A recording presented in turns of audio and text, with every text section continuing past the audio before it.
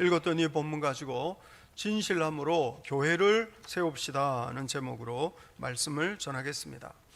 어제부터 우리가 고린도 후서를 묵상하고 있는데 지난 6월입니까? 우리가 고린도 전서 묵상한 적 있습니다. 고린도 전서 후서를 받았던 고린도 교회는 고린도에 있었는데 고대 로마 시대에 동쪽과 서쪽을 이어주는 아주 중요한 위치에 있었던 그 시대에 인구가 한 60만 명쯤 됐다고 그래요. 2000년 전에 60만 명, 엄청나게 큰 도시였습니다. 그리스 남쪽에 있는데 여기가 아주 중요한 것은 이게 이제 밑에 있는 곳이 펠로폰네소스 반도예요.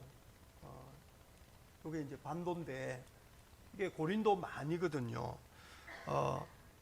고대 사회에는 뭐 육로로 다니기가 어려웠어요. 그래서 우리나라만 해도 조선 시대만 해도 육로로 다닐 수 없어서 세곡선이 다 바다로 이렇게 다녔거든요. 고대 제일 좋은 길은 바닷길이었습니다. 그러니 이 동쪽과 서쪽을 이어주는 아주 절묘한 곳이었어요. 그런데 여기가 연결되어 있는 땅이에요. 그런데 한 6km쯤 돼요. 6.3km. 지금은 운하가 있어요. 저 운하는 19세기 말에 만들어졌어요. 고대 사회부터 저기 운하를 파려고 애를 많이 썼는데 너무 단단한 안반 지역이어가지고 운하를 1900년 동안 못 파다가 19세기 말에 운하를 만들었는데 이 끝에서 이 끝까지가 6.3km예요. 그러니까 고대 사회에는 저기만 통과하면 아주 백길이 빠른 거죠. 조금 전에 지도 한번 보여주시면 여기만 통과하면 아주 빨리 갈 수 있어요. 그래서 고대 사회에는 배를 땅으로 올려서 끌고 가기도 하고 짐을 다 부려서 이제 짐을 날라서 6.3km만 가면 되니까 다시 이제 배를 싣고 가고, 고린도는 요 길목에 있던 항구 도시였어요. 그러니까 고대 사회에 엄청난 어떤 이 무역 도시였던 거죠. 사람도 많이 살고 고대 사회 그리스 때부터 아주 흥황한 도시였는데 로마가 침략했을 때 주전 146년에 전부 파괴됐다가 한 100년쯤 지나고 재건된 그런 도시였습니다. 상당히 중요한 항구 도시였어요. 2차 전도 여행 때 사도 바울이 고린도에 와가지고 1년 반을 머물면서 사역한 적이 있습니다. 사도행전 18장에 기록되어 있습니다. 브리스길라 아굴라하고 동역했다는 이야기도 있고, 유대인들이 미리 자리 잡고 있었는데 박해하는 바람에 하나님께서 격려하시고 이 성중에 내 백성 많다.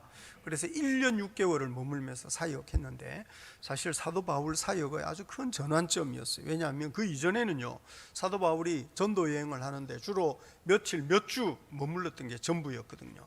그런데 여기저기 순회 사역하다가 처음으로 장기 사역 1년 6개월 머물면서 사역했던 아주 중요한 도시고 바울이 개척한 아주 중요한 교회였습니다.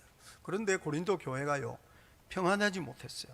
고린도 교회에 미석수석한 사람 많고 고린도 교회에 문제가 많았습니다. 지난번에 고린도 전서 묵상하면서 보았지만 교회 안에 파벌도 있고 교회 안에 영향력 있는 일꾼인데 불신자도 하지 않을 그런 음란한 짓 하고 성적으로 죄를 저질러 가지고 교회가 욕을 먹고, 교회 안에 부자들끼리 어울려서 가난한 사람 부끄럽게 하기도 하고, 하나님께로부터 은사를 많이 받았는데 그 은사를 가지고 교회를 섬기고 연약한 영혼을 돌보는 것이 아니라 잘난 척 하다가 서로 네가 잘났네 내가 잘났네 싸우다가 교회가 갈등에 휩싸이기도 하고, 무슨 뭐 성찬식 하면서 문제도 생기고, 여하튼 뭐 우상의 제물 먹는 일, 뭐 여러 가지 문제들이 상당히 많았어요.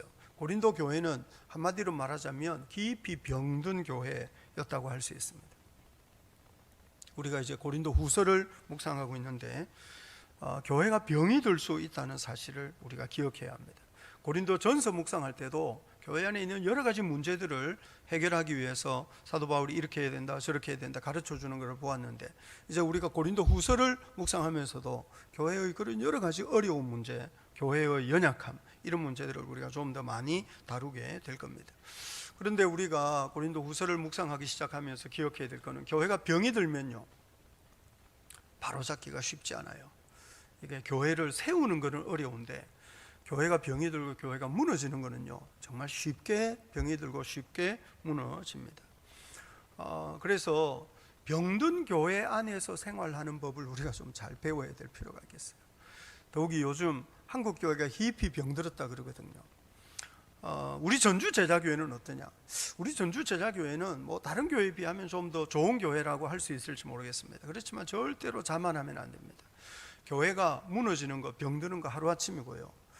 우리 교회는 더 좋은 교회야. 물론 우리 뭐 그렇게 생각하며 지내야 되겠지만, 교회가 병들었다 그럴 때 우리 전주 제자교회가 여전히 병든 한국 교회 안에 속해 있는 일부라는 사실을 우리가 잘 기억해야 합니다.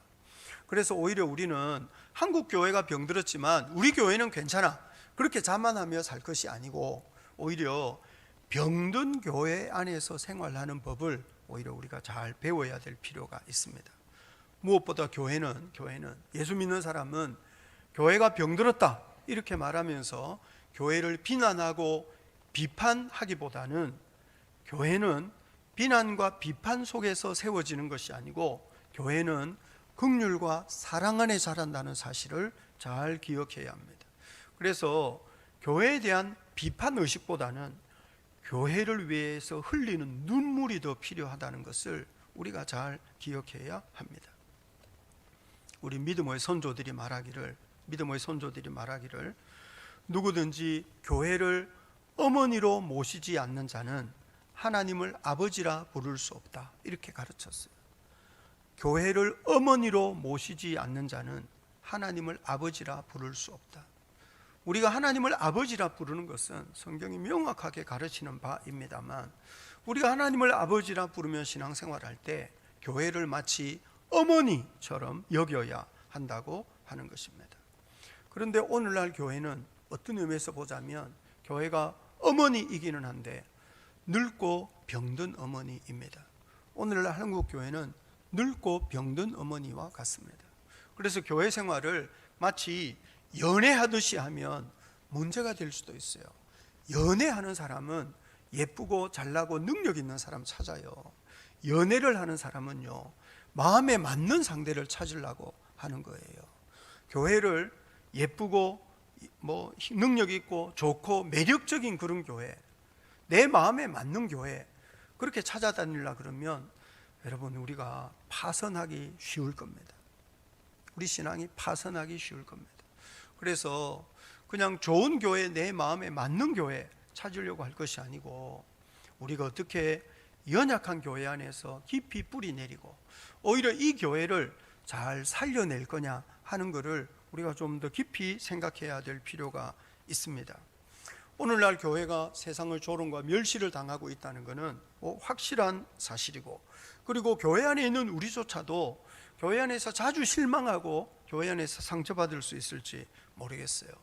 그런데 저는 우리가 얼마 전에도 창세기 묵상했지만, 창세기의 요셉이 늙은 아버지 복량하고 요셉이 자기를 배신하고 팔아버렸던 그 고약한 형들을 돌보고 길렀던 것, 우리가 묵상한 바 있습니다. 여러분, 그런데 요셉이 늙은 아버지 복량하고 요셉이 자기를 팔아버린 그 고약한 형들을 잘 기르고 이렇게 돌보았는데, 그 결과 어떤 일이 벌어진 겁니까? 아브라함, 이삭, 야곱에게 하나님이 하신 언약이 있어요. 네 후손을 하늘의 별처럼 바다의 모래처럼 많아지게 하겠다. 그리고 그 후손들을 내 백성으로 삼고 나는 그들의 하나님이 되겠다. 그리고 그들에게, 그 아브라함, 이삭, 야곱의 후손들에게 내가 이 가나안 땅을 기업으로 주겠다. 언약의 공동체였어요. 언약의 공동체, 하나님의 약속을 이어받는 공동체, 제사장 나라. 여러분, 그런데 아브라함, 이삭, 야곱에게 하신 그 언약은 요셉 덕분에 유지가 되고 이어져 갔던 거죠. 야곱은 늙은 아버지였습니다. 요셉의 형들은 다 고약한 사람들이었어요. 그런데 그 아브라함, 이삭, 야곱의 언약이 그 야곱을 통해서 그 요셉의 형제들을 통해서 이어질 수 있었던 이유는 요셉이 늙은 아버지 복량하고 요셉이 고약한 형들을 돌보았기 때문인 것을 기억해야 합니다.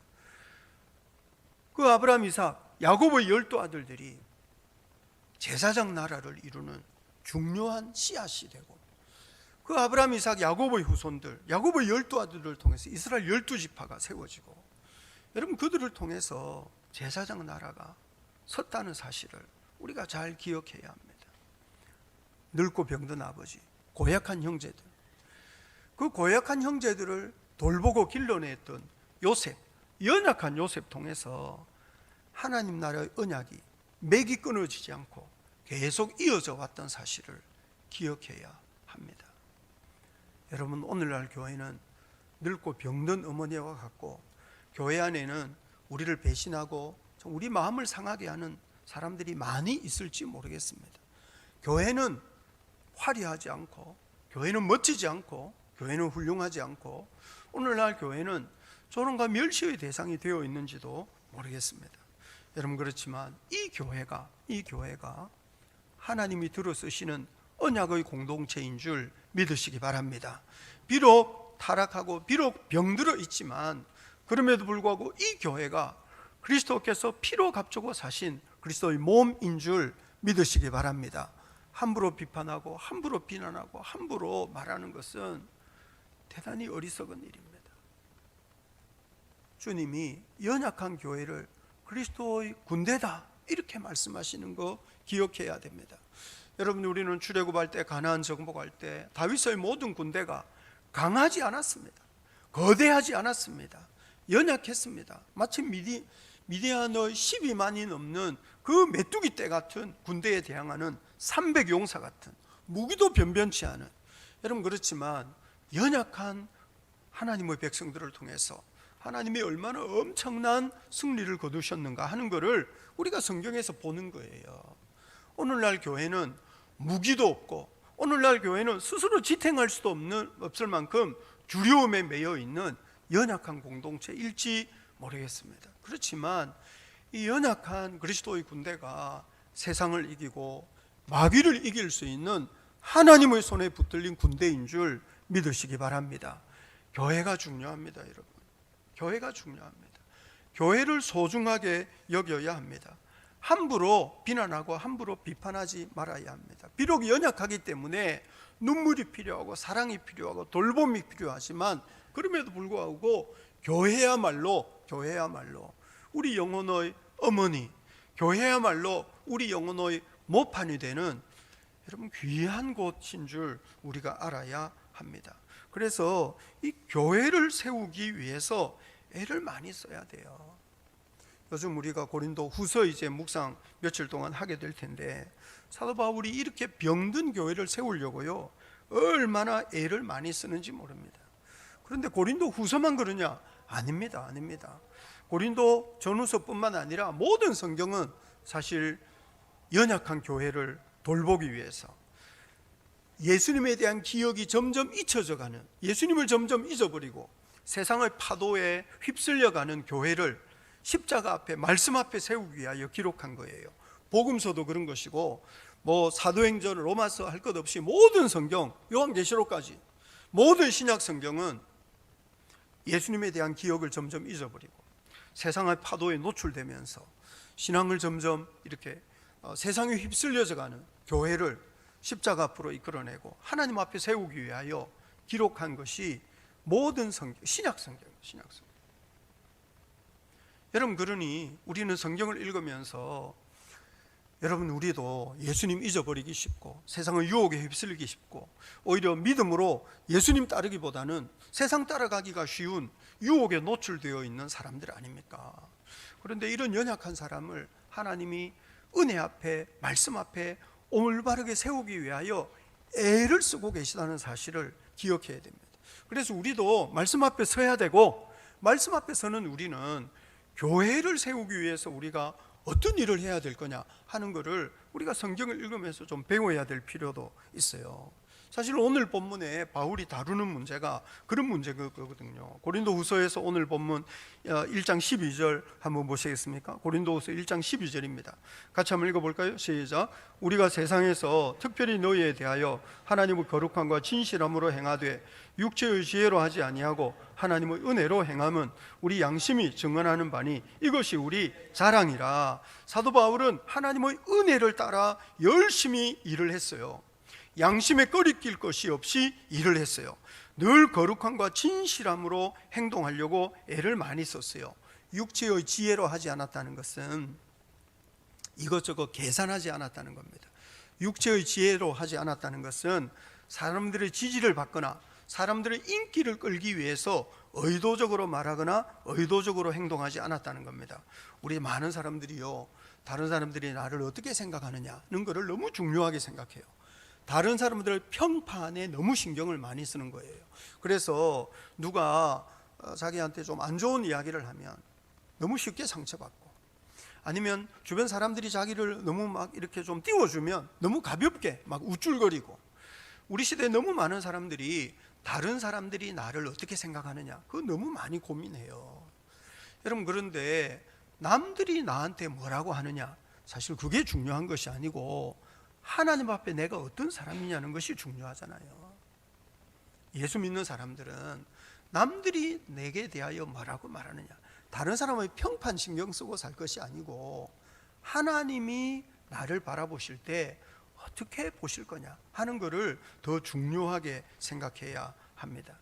육체의 지혜대로 하지 않았다는 것은 남들이 나를 어떻게 생각하느냐, 그 평판 신경 써서 사람들 비위 맞추려고 하지 않았다는 거예요. 하나님 앞에 양심에 꺼리낄 것이 없이 늘 거룩하고 진실하게 행동했다고 하는 거예요. 그런데 바울이 왜 그렇게 거룩하고 진실하게 남들의 평판 신경 쓰지 않고 그렇게 양심에 꺼리낄 것이 했느냐? 사도 바울은 예수님 따르고 싶었거든요. 예수님의 모범을 따르고 싶었어요. 그래서 오늘 본문 18절부터 20절 보시면, 18절부터 20절 같이 한번 볼까요? 시작. 하나님은 미쁘시니라. 우리가 너희에게 한 말은 우리 온나와 실로아노와 디모데로 말미암아 너희 가운데 전파된 하나님의 아들 예수 그리스도는 예 하고 아니라 함이 되지 아니하셨으니 그에게는 예만 되었느니라.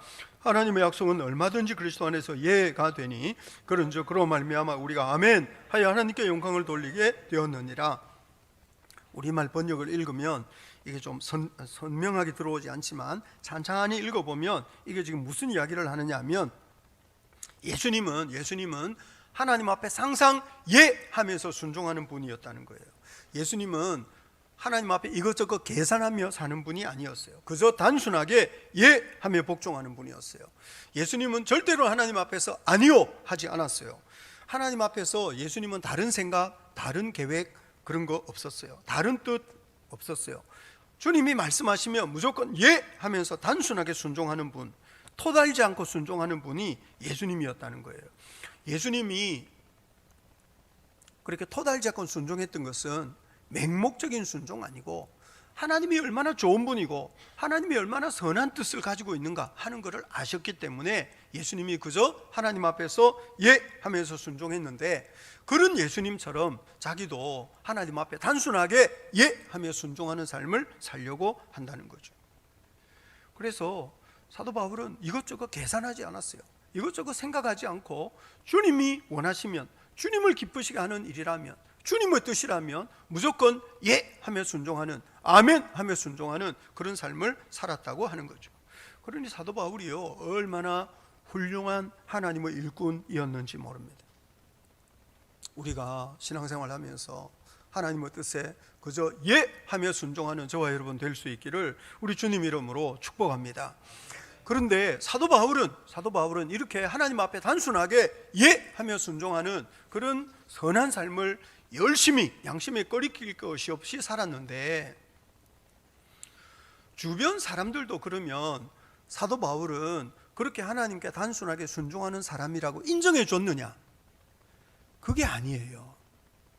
지금 오늘 본문이 다루는 게 뭐냐면, 사도 바울은 예수님을 본받아서 예수님이 하나님께 예 하며 단순하게 순종한 것처럼 사도 바울도 이것저것 계산 안 하고 그저 하나님 앞에 예 하며 순종하는 아주 단순한 삶, 거룩하고 진실한 삶, 양심에 꺼리낄 것이 없는 그런 삶을 살고 그렇게 사역했는데, 고린도 사람들은 사도 바울이 그렇게 단순하게 순종하는 사람이라고 생각한 것이 아니고, 사도 바울은 약속도 제대로 안 지키는 사람, 사도 바울은 가짜 사도, 사도 바울은 나중에 뒤에 보면 돈이나 탐내는 사람, 뭐 이런 식으로 여러 가지로 사도 바울을 비난하고 욕했어요.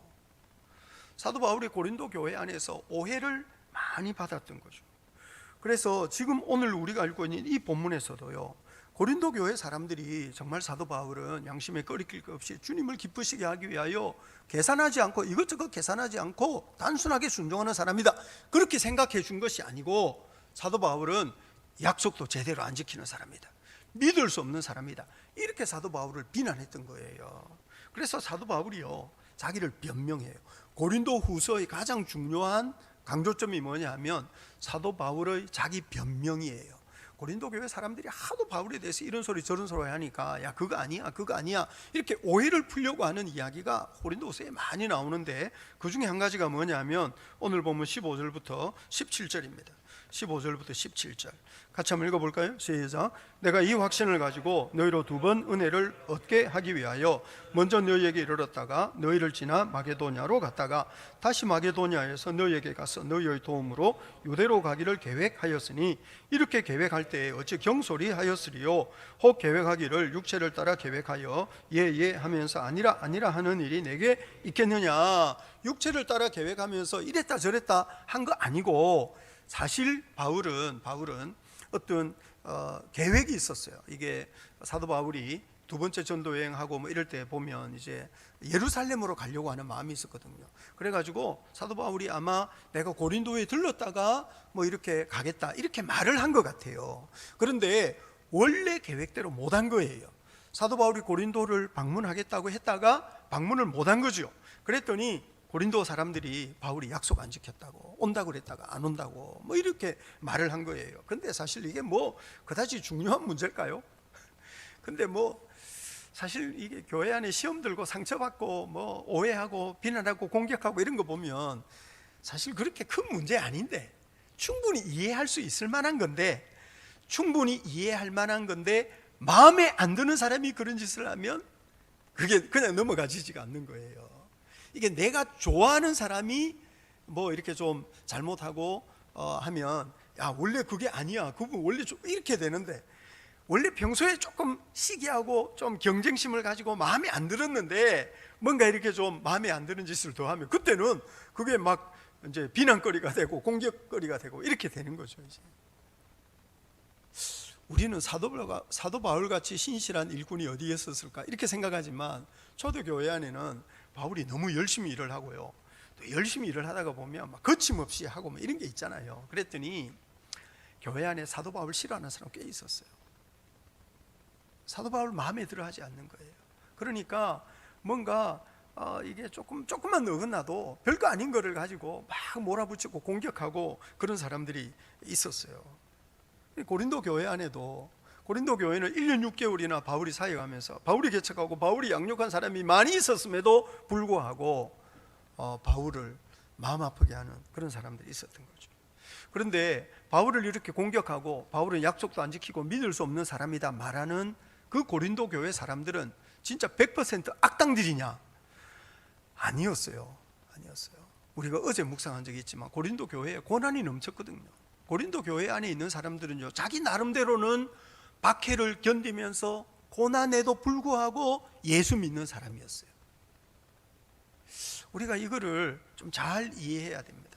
교회 안에 문제를 일으키는 사람들이 있는데요, 교회 안에 문제를 일으키는 사람들이 100% 악당들이냐? 아닙니다. 교회 안에 이를테면 봉사를 열심히 하는데 뒤에서는 남 험담하는 사람일 수도 있어요. 이를테면 교회 안에 뭐 무슨 일이 있을 때 헌금을 많이 하는데 항상 나서기 좋아하는 사람일 수도 있어요. 그러니 이 사람이 다 쓸모가 없느냐? 아니에요. 예를 들면 주일학교 교사를 열심히 하는데 예배는 잘 안 오는 거죠. 뭐 이런 거 있어요. 그러니 이게 다 나쁜 거냐? 아니에요. 그게 참 어려워요. 그게.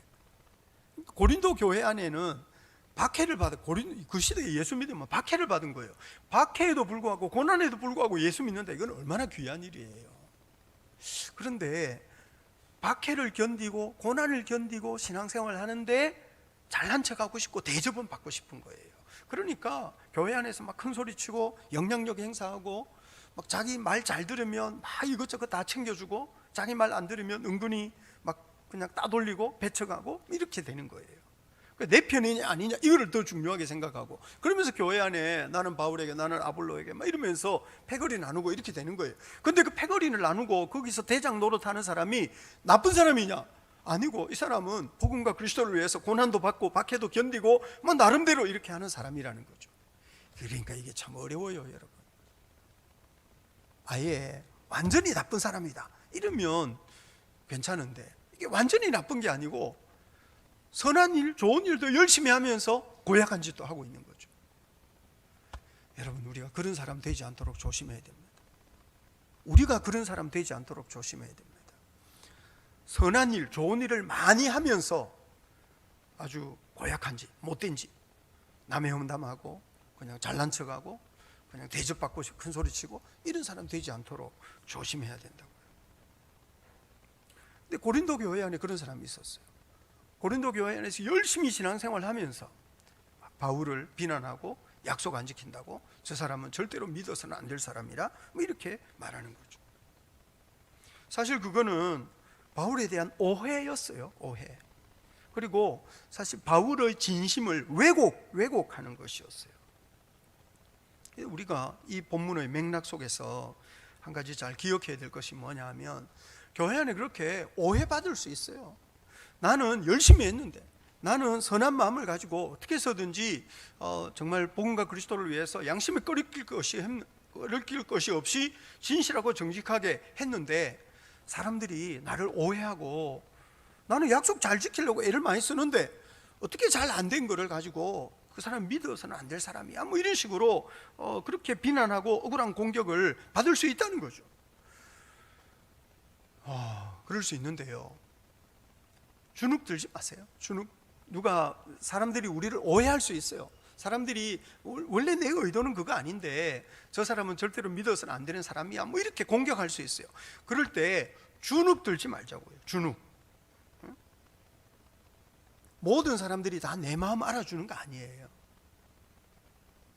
모든 사람들이 다 내 편을 들어주는 건 아니에요.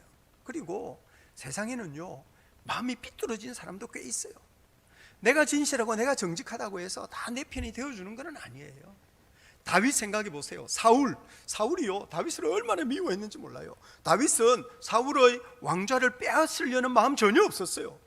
그런데 사울은 맨날 다윗을 자기 왕좌를 위협하는 적으로, 라이벌로 생각한 거죠. 죽이려고 하고 막 군대를 몰고 쫓아다니고. 근데 죽일 기회가 있었지만 다윗은 사울을 죽이지 않았거든요. 그래도 사울의 마음이 풀어지지 않았어요. 사울의 아들 요나단이, 다윗은 그런 사람 아니에요, 편들어줬어도요, 사울의 마음을 풀지 못했어요. 고약한 마음을 가지고 있는 사람 풀어내기 쉽지 않습니다. 내가 선한 의도를 가지고 일을 한다고 해서 다 내 편이 되어주는 건 아니에요. 사도 바울도 보세요. 이분이 무슨 사심이 있어서 무슨 교회를 어지럽히는 짓을 합니까? 아니고 복음과 그리스도를 위해서 목숨을 걸고 양심을 끓일 것이 일을 하는데 다 사울 편이 아니었다고요. 다 바울을 편들어 주지 않았다고요. 예수님도 생각해 보세요. 예수님은 얼마나 좋은 분이에요. 그런데 다 예수님을 좋아했느냐? 아닙니다. 예수님 말씀 듣고 예수님 부담스럽다고 떠나는 사람도 있고, 그리고 예수님을 죽이고 싶어 할 정도로 미워했던 사람도 있었어요. 예수님을 죽이고 싶어 할 정도로 예수님 마음에 들어 하지 않는 사람들도 있었다고요. 고약한 마음을 가진 사람들이 있어요. 우리가 감당이 안 되는 거예요, 그런 사람들은. 이번 주에 제가 아주 재미있는 책을 하나 읽었는데요, 고통스러운 관계 떠나기라는 책이에요. 게리 토마스라는 분이 쓴 책인데요, 게리 토마스가 쓴 책이 많아요. 부모 학교, 좋은 책인데 자녀 키울 때 부모 학교, 부학교 이런 책이 있어요. 이분 쓴 책 꽤 많은데요. 책을 엄청 잘 써요. 좋은 책이에요. 이 책도 상당히 통찰력 있는 책이에요. 제가 한번 읽기는 읽었는데 이렇게 조금 더 생각은 해봐야 되겠지만, 이 책의 핵심이 뭐냐 하면, 우리는 뭐든지 좋은 관계를 맺고 싶은 거죠. 내가 잘못했을 때는 용서를 빌고 싶고, 나한테 잘못하면 용서하고 싶고, 그래서 교회 안에서는 다 이렇게 좋은 관계를 맺고 싶어 해요, 우리가. 그런데요, 안 되는 경우도 있다는 거예요. 이분은 독이 되는 관계도 있다. 독은 우리가 품을 수 없어요. 이거 독을 품으면 내가 죽는 거예요. 그래서 우리는 뭔가 용서하고 좋은 관계가 되고 싶고 끌어안고 싶고 이러지만, 그 사람은 독이기 때문에 내가 품고 있으면 내가 살아나는 것이 아니라 죽을 수밖에 없어요. 그런 독은 토해내야 된다는 거죠. 그래서 독이 되는 관계는 오히려 이거를 적절히 끊고 떠나는 것이 오히려 훨씬 더 낫다고 말하는데, 사실 정말 모든 사람을 사랑해야 되고 모든 사람을 품어야 되고 이러는 입장에서는 사실 쉬운 일은 아니죠.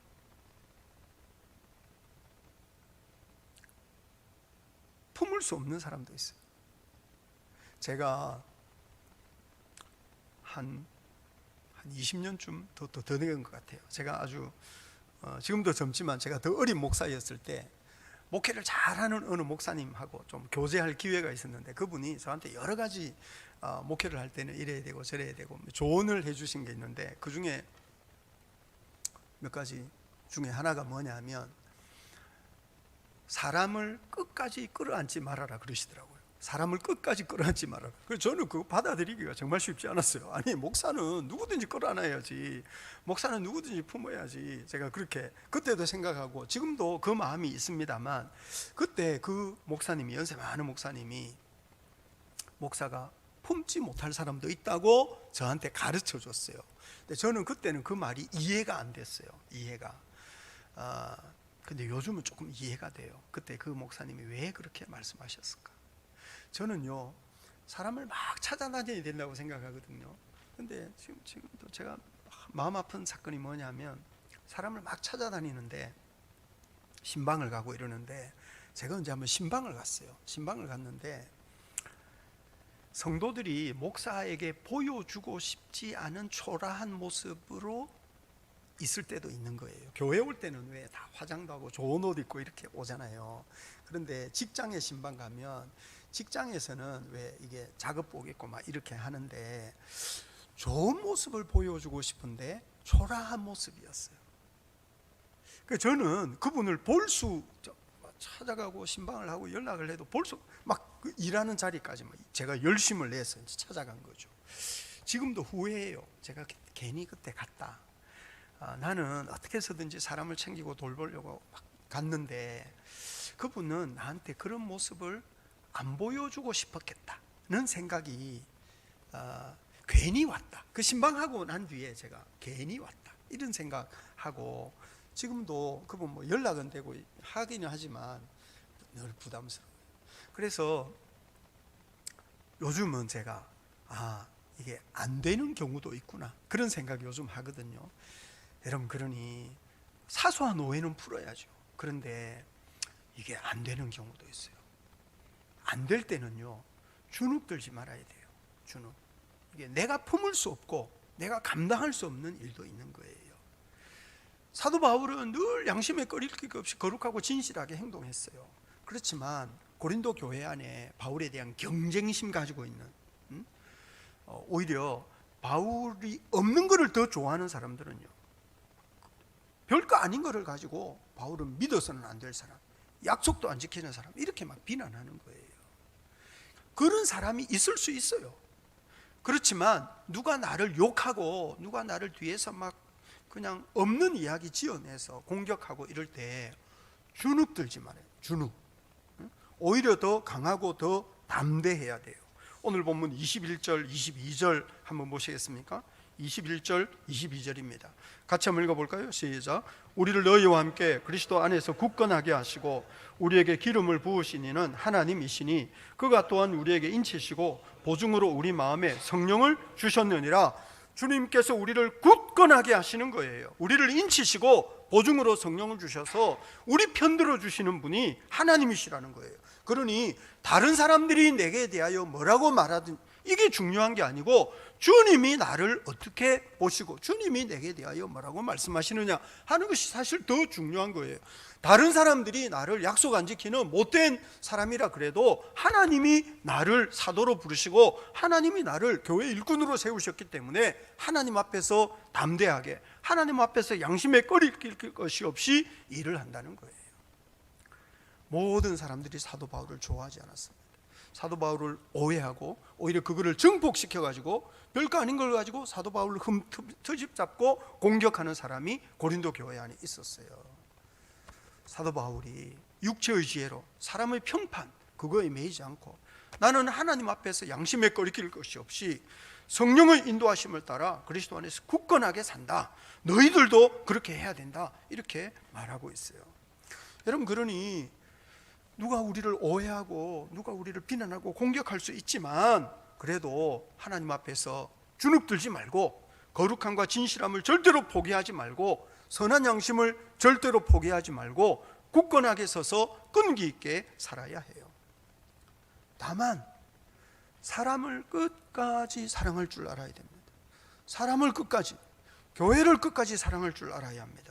오늘 보면 13절과 14절 한번 보시겠습니까? 13절과 14절입니다. 같이 한번 읽어볼까요? 시작. 오직 너희가 읽고 아는 것 외에 우리가 다른 것을 쓰지 아니하노니 너희가 완전히 알기를 내가 바라는 것은 너희가 우리를 부분적으로 알았으나 우리 주 예수의 날에는 너희가 우리의 자랑이 되고 우리가 너희의 자랑이 되는 그것이라.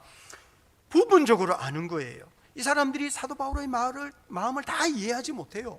이 사람들이 아는 거는 그저 부분적으로 아는 거죠. 그렇지만 예수님이 다시 오시는 날 서로 오해하고 서로 이렇게 좀 잘 충분히 이해하지 못하고 하는 이런 것들이 다 드러나겠죠.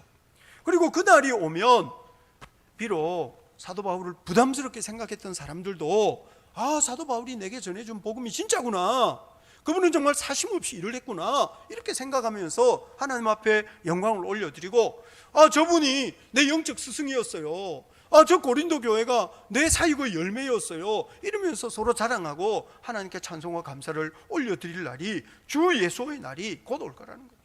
그 날이 오기 전에는 오해, 왜곡, 충분히 서로 이해하지 못하는 이런 것들은 계속 있을 거예요. 예수님 다시 오시는 날, 그날 모든 것이 풀어지고 모든 것이 드러나서 오히려 하나님이 우리를 잘했다, 착하고 충성된 종아, 네가 오해도 많이 받고 쓸데없는 공격도 많이 받고 네가 사람들이 막 뒤에서 그냥 막 이렇게 너를 비난하고 공격할 때도 참 네가 흔들리지 않고 굳건하게 서서 정말 담대하게 살았던 것에 대해서 하나님이 칭찬하실 그 날이 이제 곧 올 거라고 하는 거죠. 사도 바울이요, 그 주 예수의 날을 기대하고 사모하면서 고린도 교회가 자기를 다 오해하고 자기를 뒤에서 쓸데없이 공격하고 비난하고 한다는 걸 알지만 자기는 그래도 포기하지 않고 자기를 오해하는 그 사람들을 향해서 편지를 쓰고 있어요. 고린도 전서는요 16장이고 고린도 후서는 10장이에요. 29장이잖아요. 생각해 보세요. 신약 성경 중에 제일 긴 책이에요. 그죠? 마태복음도 28장, 사도행전 더 긴 책이 없어요. 고린도 전서가 16장, 고린도 후서 10장인데요 이게 전부냐? 아니고 고린도 전서를 읽어보면 그 전에 보낸 편지가 있어요. 고린도 전서 전에 보낸 편지도 있고 고린도 후서를 읽으면 이거 말고 또 다른 편지가 있어요. 그러니 사도 바울이 고린도 교회를 위해서 얼마나 애를 많이 썼는지 몰라요. 왜 그랬을까요? 이 고린도 교회가 아픈 손가락인 거예요. 고린도 교회, 빌립보 교회, 에베소 교회, 골로새 교회, 교회 많지만 사도 바울이 처음으로 장기 사역했던 교회고, 그리고 중요한 지역에 있는 교회고, 그런데 이 교회가 너무 깊이 병이 들었는데 내버려 둘 수가 없어서 바울이 어떤 다른 교회보다 더 애를 많이 쓰고 더 애타해하면서 편지 쓰고 사람 보내고 이 교회를 바로잡아 보려고 애를 많이 썼어요. 교회가 연약할 수 있습니다. 우리를 오해하는 사람이 있을 수 있고요, 마음에 안 드는 사람이 있을 수 있습니다. 여러분, 그래도 사람 포기하지 않고, 여러분 교회 안에서 상처받을 수 있습니다. 교회가 이것밖에 안 되나? 그런 생각 들 수 있을지 모르겠습니다. 교회가 이것밖에 안 되나? 그런 생각 들 때 여러분 절대로 교회로부터 물러서지 마세요. 교회가 우리 영혼의 늙고 병든 어머니인데 늙고 병이 들었어요. 그렇지만 늙고 병들었다고 내팽개칠 수 있느냐? 아니에요. 끌어안고 돌보고 섬겨야죠. 요셉이 자기의 늙은 아버지, 요셉이 자기를 배신하고 팔아버린 그 형제들 기르고 돌보았던 것처럼 교회를 돌보는 것이 얼마나 중요한 일인지 모릅니다. 교회를 사랑해야 됩니다. 여러분, 교회를 사랑해야 됩니다. 예수 믿는 사람들이 더욱이 우리 시대처럼 교회가 많이 병이 들고 세상이 교회를 조롱하고 교회를 비난할 때 예수 믿는 사람들에게 교회를 위해서 흘리는 눈물이 필요합니다. 교회를 위해서 흘리는 눈물이 필요하다. 더욱이 우리처럼 이렇게 코로나 때문에 만날 수가 없어요. 교회는 사실 이게 만남에서부터 연결이 되어야 힘이 나는 거거든요. 교회는 서로 연결이 돼야 돼요. 교회는 에베소서 2장 20절부터 22절에 이런 말씀이 있어요. 같이 한번 읽어볼까요? 시작. 너희는 사도들과 선지자들의 터 위에 세우심을 입은 자라. 그리스도 예수께서 친히 모퉁이 돌이 되셨느니라. 그의 안에서 건물마다 서로 연결하여 주 안에서 성전이 되어가고 너희도 성령 안에서 하나님이 거하실 처소가 되기 위하여 그리스도 안에서 함께 여기서 중요한 거는 서로 연결되는 거고 함께 지어져 가는 거예요. 예수 믿는 사람은 절대로 고립된 채로 살 수 없어요. 고립된 채로. 여러분, 그래서 예수 믿는 사람이 다른 성도들과 연결고리가 끊어지고 자기가 홀로 주님만 바라보고 살아간다는 것은 위태로운 것입니다. 위태로운 처지에 있는 거라고요. 여러분, 그러니 위태롭게 살지 말고 연결돼야 돼요. 여러분, 요즘 비대면 그러는데요, 사실 고린도 후서가 보면 어떻게 보면 비대면이에요. 왜냐하면 얼굴을 볼 수가 없어요. 너무 멀리 떨어져 있어요. 찾아갈 수가 없어요. 얼굴을 볼 수 없었기 때문에 사도 바울 시대는 전화도 없고 그 시대에는 무슨 인터넷 없고 카카오 톡 이런 거 없어요. 그러니 편지 쓰는 거거든요. 이 편지가 바울 시대의 비대면 사역이에요. 그래서 멀리 떨어져 있는 교회를 격려하는 거거든요. 연결시키는 거예요. 여러분, 그러니 우리 시대도요, 너무 이렇게 혼자 있지 말고 구역 식구들 챙겨서 연락도 하고. 저는 요즘 페이스톡 하는 게 재미가 붙었어요. 전에는 소리만 했는데 요즘은 얼굴 보는. 그래, 페이스톡 하니까 그 쉽더만요. 그거 금방 얼굴 볼. 그러니까 전화하니까 뭐 속옷만 입고 있고 이런. 그래, 어떻게 잘 안 되는 거는 좀 상당히 난처한 일인 거예요. 제가 아는 어느 목사님은 제가 전화할 때마다 그래서 안 되고, 그래서 그 좀 민망할 때도 있지만 그래도 이 얼굴을 볼 수 있으니 얼마나 좋은지 모르겠어요. 얼굴. 여러분, 예수 믿는 사람들이요, 혼자 살지 마세요. 구역 식구 챙기고 연약한 성도 돌보고, 여러분 어떻게 해서든 연결, 함께 서로 지어져 가는 이게 교회인 줄 알아야 합니다. 교회를 세워야 됩니다. 여러분, 사람이 우리를 힘들게도 하지만 사람이 없으면 우리가 무슨 은혜를 누릴 수 있겠습니까? 사람이 우리를 힘들게 하지만 사람의 사랑이 없으면 인생이 얼마나 피폐하겠습니까?